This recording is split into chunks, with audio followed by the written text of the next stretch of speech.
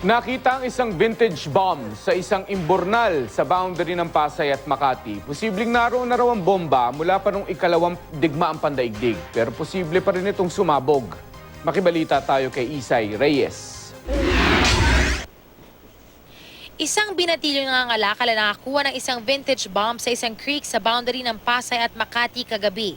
Isinakay pa nga raw ito sa kariton ng nakakuha. Dahil sa bigat nito, dinala pa raw ito sa junk shop pero hindi ito tinanggap. Sa itsura nito, hindi raw aakalain na isa itong vintage GP o ground purpose bomb na posibleng mula pa raw noong World War II. Posibleng sa ilog raw ito nahulog at hindi nga sumabog. Ipinakita pa sa amin ang posibleng itsura nito dati. Galing po ito sa mga airplane, drop munition ang tawag namin dito. Actually may lifting plug po yon, kaya lang deteriorated na siya, siguro sobrang tagal na. Ayon kay SPO3 Enrico Clamor ng EOD Pasay, deteriorated man ito, posible pa rin daw itong sumabog, kaya't mahalaga na ma-dispose ito ng maayos. Napakahalaga raw na huwag paglaruan ng mga vintage bomb na tulad ng ganito.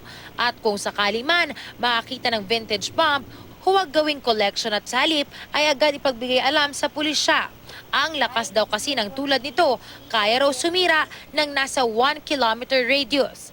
Delikado po ito kung pupukpukin nyo siya sa shock. Delikado rin sa heat. Kung yung iba kasi ina-acetylene, sasabog po siya.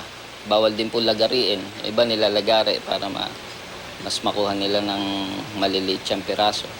Yung mga spark. Delikado po siya. Sasabog pa po siya. Sasabog pa po siya kahit na ilang taon na po ang... Opo ma'am, kasi meron pa rin po siyang explosive sa loob. Isay Reyes, GMA News.